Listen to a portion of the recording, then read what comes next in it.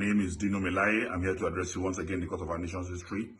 Today I will be talking about the 2022 budget of Kogi State. Governor Yaya Bello has submitted to the House of Assembly a budget of 145 billion naira, out of which 90 billion is for recurrent and 55 billion is for capital projects. But the surprise is that in this 145 billion naira project, the government house, Kogi State, a budget of about 30 billion have been budgeted. 36.5 billion have been budgeted for government house Kogi State, while 20 billion have been budgeted for the office of the governor. So put together, and this is the first time actually that the government house would be separated from governor's office, because governor's office is in government house. But anyway, the budget was splitted and put together. Yaya Bello and government house have a budget of 56.5 billion. But the irony is that 56.5 billion Yaya Bello budgeted to himself for 2022 budget is more than the entire capital project of the state. The capital project in the 2022 budget of Kogi State is 55 billion. But Yaya Bello have budgeted for government house and governor's office 56.5 billion. About 40% of the budget of Kogi State is going to Yaya Bello alone, and his budget is higher than the budget that will have concomitant effects on the lives of Kogites, even if implemented. That's the capital budget, and that is why one is really surprised, and I will not be surprised why Kogi State is in the state we are. There's no development, no project, nothing, because all the money have been stolen. Now, one will not be surprised also why our 20 billion naira was returned back to government coffers, because of this dubious, satanic, wicked, nefarious act of Governor Yaya Bello. You will also recall that nothing would have happened when I raised the issue of the Ganaja flyover. Fanwo Kingsley, the Commissioner of Information, came up and said that the money was diverted for other purposes because it's a white elephant project. In fact, that was his statement at that time. He said it was a white elephant project and the money has been diverted for building the road on the Manpati Road.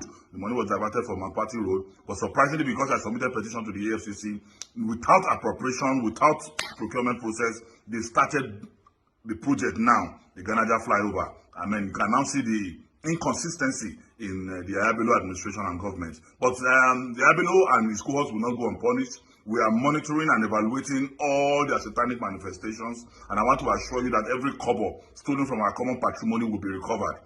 Every house bought with our common patrimony will be recovered. Even wives that are married with our common patrimony, money spent on them will be recovered, because the battle to salvage Kogi State from this economic cankerworm and financial scavenger is a battle of no retreat, no surrender. I remain Dino Melaye. God bless Kogi State. Right, that was Senator Dino Melaye. And thank you very much, sir, for actually coming up with that. We are very grateful. This is quite surprising, and it will shock you that this is how our money, the taxpayers' money, the money that is supposed to go into different things to benefit the entire Nigerians, this is how the money go. You will discover that certain things are supposed to be done that are not done. You will be wondering, what have the governors been doing with the money? That is a typical example of how the money is being spent on irrelevancies. I don't understand in a situation whereby there's a difference between governor's office and a government house. Because I believe, just like according to what Senator Dino Melaye has said, that governor's office is always in the government's house. So whatever budget that is being made for government house should include the governor's office. It's not just Kogi State alone, it's the entire 36 states of the country. If you want to question your own governor of how he spends the allocation, then I'm sure you will be shocked at the explanation they are going to give. They are not going to give you any substantial explanation as regard to how the allocation is being spent, as regard to how the internally generated revenue of each of the states being spent. This is how the money goes. You discover that there are a lot of schools in the community that are unattended to, that have not been attended to in years. Money that has been allocated to look after the hospital, look after the making sure that staff salaries are paid, pensioners are there, roads networks are there, security are there. All of these monies will go into different kinds of their selfish interest. All right. 2023 is around the corner when we all be clamoring for general elections and all of that. You don't know, maybe part of this money or a very reasonable, substantial amount of this money is being put aside to look after the 2023 general election that is forthcoming. Quite unfortunately, in a situation whereby the money that is being allocated to both the government house and the governor's office is even more than the capital project.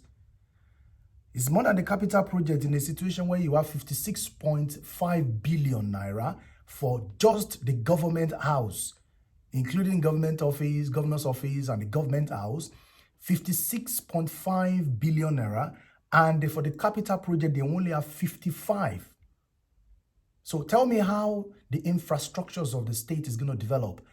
Tell me how schools are going to be refurbished. Tell me how some of the other things, roads are going to be constructed and so many other things. This is how we spend money. If it is possible for us to begin to question the governors of each state, to come and give account, to come and explain to us how the money that is being allocated to their state is being spent, you'll be very shocked. You'll be very, very shocked. They spend huge amount of money on elections, money that's supposed to be meant for different types of things. They spend it on election, because in the belief that when they get into power, they will definitely recuperate the money back into their account. And that is why the masses are suffering. That is why there are no job opportunities. That is why we have terrible roads. That is why we have bad electricity supply. That is why worker salaries are not paid. In some states, you will hear that most of the states, they hold their workers more than 7 months. What about the pensioners? All of them are there. This is how this money is being used. What is there in the governor's office that we are allocating 20 billion naira for? What is in the governor's office? What is there? Is he going to build a new governor's office? The government house, because I believe those working in the government house, we ought to take part of the recurrent expenditure. Because under the recurrent expenditure, that is where we have the staff salaries and arrears and subsidies and interest on payment and so on and so forth. So what exactly is in government house that accrue 36 billion naira? This is a very big question, and I think Nigeria need to wake up this time around. They need to open their eyes against the 2023 elections and know exactly what they are voting for and know what kind of questions to ask and know the right channel to direct their questions. This is Chris Og Media Network. We'll be following all that news headlines up and we'll be bringing them to you accordingly. And until next time when I'll be coming your way, stay tuned and stay blessed. Bye for now.